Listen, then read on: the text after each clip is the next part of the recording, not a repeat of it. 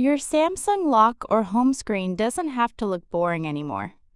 I'll show you how to add stunning animation effects when you unlock your phone that make your Galaxy phone look premium without downloading any third-party apps. Let's get started! Open the Samsung Good Lock app on your phone. You can download it from Play Store or Galaxy Store. In the Good Lock app, tap on the LockStar module. Make sure to LockStar update with the latest version to your Galaxy phone. Tap on LockStar in the bottom middle. Tap on Lock Animation. Here, you can find new animation type including slide, expand, spread, wave, warp, ripple, mosaic, etc. Customize Unlock Animation Type from the list.